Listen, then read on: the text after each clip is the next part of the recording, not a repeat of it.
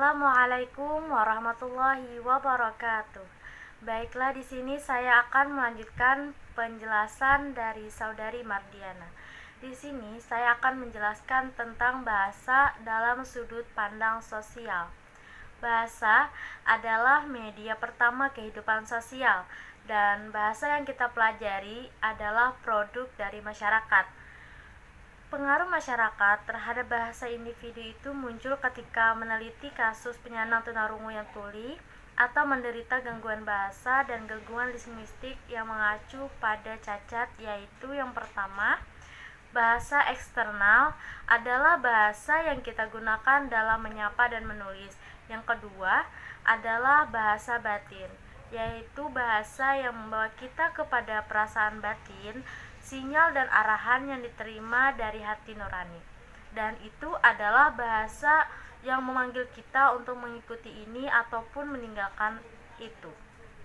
Nah, jadi di sini mereka tertarik pada apa yang berhubungan dengan cacat dalam bahasa internal yang dikaitkan dengan cacat atau ketidakseimbangan dalam mengucapkan kosakata atau dalam mengingatnya. Jadi cacat di sini bukan berarti akibat dari keadaan sakit, melainkan seorang anak bermental normal, baik itu jasmani ataupun rohani, itu bisa menjadi bisu jika dia diisolasi dari lingkungan sosial. Nah, atau jika ia tidak menemukan orang yang menanganinya atau manusia untuk diajak bicara.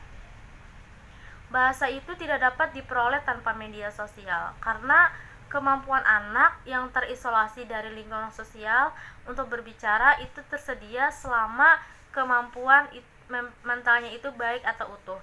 Nah, dan mungkin isolasi yang diberlakukan oleh beberapa orang tua pada anak-anak mereka yang masih kecil, orang tua itu paksakan kepada anak-anak mereka karena beberapa orang tua melarang untuk mencegah anak-anak mereka untuk bergaul, untuk berhubungan dengan teman-teman sebayanya dan dengan tetangga mereka. Nah, sosialisasi memiliki pengaruh yang menonjol pada pembentukan kepribadian dasar individu, dan bahasa di sini memainkan sebuah peran besar dalam normalisasi individu dari sudut pandang sosial. Mungkin di sini merupakan sebuah pemisahan, dan isolasi ini mungkin menjadi alasan untuk menunda perkembangan bahasa yang normal. Banyak anak yang menderita gagap lidah dan ekspresi yang buruk mengganggu. Mereka itu memiliki asuhan dan isolasi dengan orang-orang di usia dini. Pendidikan sosial memiliki efek yang menonjol pada pembentukan kepribadian dasar individu, dan bahasa memainkan peran utama dalam normalisasi individu secara sosial. Ada banyak kesamaan antara kasus anak-anak yang kehilangan pendidikan atau pengasuhan sosial yang menghiasi beberapa gangguan mental, dan dia menemukan Yeatard atau seorang ilmuwan Prancis yang menemukan anak hilang di salah satu hutan Prancis setelah kejadian revolusi Prancis, dan mencoba untuk melatih dan mengajar anak tersebut. Dan tetapi setelah berusaha keras, dia akhirnya mampu mengajarinya berbicara dan membaca sederhana.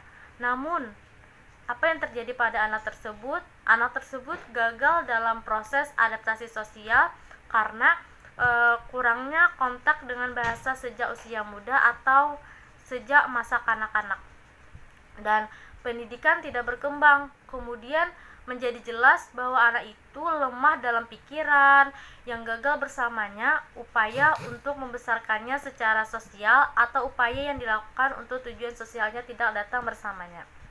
Nah, kasus terkenal lainnya adalah kasus Kaspar Hauser yang dipenjara sejak masa kecilnya sampai dia berusaha 17 tahun, dan upaya untuk mengubahnya menjadi orang yang kompatibel dan mampu berinteraksi sosial itu telah gagal. Nah, ada juga dua anak, yaitu Amala dan Kamala, yang ditemukan hidup dengan sekelompok serigala pada tahun 1921 di India, dan mereka berjalan dengan 4 kaki telanjang, dan masing-masing itu molor seperti serigala, dan mereka makan dengan ganas seperti serigala. Jadi makanan favorit mereka saat itu adalah daging dan susu. Mereka lebih sering melihat mereka dalam kegelapan, dan ketika mereka haus, mereka menjilat bibir mereka, dan kemampuan mereka untuk mencium sangat baik. Mereka takut pada api dan membenci akan keadaan terang hari. Nah, mereka itu hampir tidak dapat diajari beberapa kata dan interaksi sosial mereka sangat terbatas. Ketika Amala meninggal, Kamala itu terlihat meneteskan sedikit air mata dan tidak ada ekspresi yang jelas di wajahnya. Dari sini jelas bahwa jika seseorang kehilangan perawatan sosial, dia akan tumbuh tanpa karakter dan perilaku manusia. Dan belajar adalah sarana utama sosialisasi. Seorang anak manusia pertama kali mengalami normalisasi sosial di rumahnya. Bahasa dianggap sebagai dasar utama dalam proses pengasuhan atau pendidikan sosial. Karena melalui metodenya, seseorang bisa belajar makan, tidur, ekspresi, ataupun mengontrol buang air kecil, sama halnya seperti sarana dan media pendidikan lainnya mempengaruhi pertumbuhannya juga, di mana sekolah, surat kabar, radio, televisi itu memainkan peran penting dalam pendidikan sosial. Dan melalui itu semua dan sebagainya, mereka belajar dari bahasa berbicara, menulis, dan membaca. Gaya perilakunya sesuai atau tingkah lakunya yang selaras dengan gaya kelompok tempat di mana dia dibesarkan.